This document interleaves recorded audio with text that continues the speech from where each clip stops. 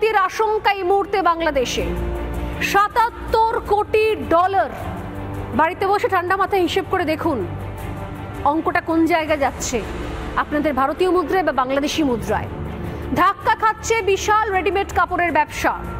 কাপড় ব্যবসায় ৭০ কোটি ডলারের ক্ষতি। এত বড় ক্ষতি যে বাংলাদেশ এই মুহূর্তে নেওয়ার জায়গাতেই নেই। দেশটাই লাটে উঠে যাবে, দুর্ভিক্ষ নেমে আসবে। পশ্চিমবঙ্গে স্থলবন্দর ব্যবহার করে রপ্তানি হতো 93%, অর্থাৎ 93% রপ্তানি হতো শুধুমাত্র পশ্চিমবঙ্গে স্থলবন্দর থেকে।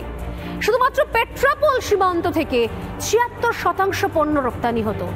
বেনাপোল সীমান্তেও রপ্তানিতে বিশাল ধাক্কা হয়েছে এই নিষেধাজ্ঞার জন্য। কারণ আপনারা জানেন যে বাংলাদেশের জন্য খোলা শুধুমাত্র কলকাতা বা মুম্বাই বন্দর, তাই এ পথে ব্যবসার ক্ষেত্রে খরচ তো বাড়বেই। আর এটাই মাসুল গুনতে হচ্ছে বাংলাদেশকে। তাই জন্য এই মুহূর্তে হাতে পায়ে ধরতে হচ্ছে বাংলাদেশকে, যেন অবিলম্বে ভারত একটু সময় দেয় কথা বলার জন্য। তারা কথা বলে আলোচনা করে রিকোয়েস্ট করতে চান যাতে ভারত অবিলম্বে নিষেধাজ্ঞা তুলে নেয়। শুধুমাত্র ভারতের রপ্তানি নয়, যেন বিদেশে রপ্তানি করার জন্য ভারতের মাটি, পশ্চিমবঙ্গের মাটি ব্যবহার করতে দেওয়া হয়। তারা ভাবছিল যে পশ্চিমবঙ্গ হয়তো বিচ্ছিন্ন, পশ্চিমবঙ্গের মাটি ব্যবহার করেই তারা নর্থ ইস্টের সঙ্গে কানেকশন রাখতে পারবে, তারা গোটা বিশ্ব চালাতে পারবে, কিন্তু সে গুড়ে বালি। ভারত সরকার সিদ্ধান্ত নিলে না তো উত্তর পূর্বের 7 বোন 7 সিস্টার, না তো পশ্চিমবঙ্গ, কিছুই জুটবে না, সব দরজা বন্ধ হয়ে যাবে।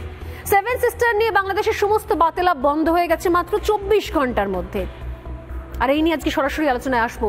তবে তার আগে একটা ছোট্ট প্রতিবেদন দেখাবো আমি, যে আসলে বাইরের শত্রু এবং ঘরের শত্রুকে মোকাবেলা করার জন্য ভারত এই মুহূর্তে, মানে মোকাবেলা করার ক্ষেত্রেও, তাদেরকে সবক শেখানোর ক্ষেত্রেও ভারত কিভাবে বিশ্বগুরু হয়ে যাচ্ছে। একটা ছোট্ট প্রতিবেদন নিয়ে আসছি আমার গেস্টদের কাছে।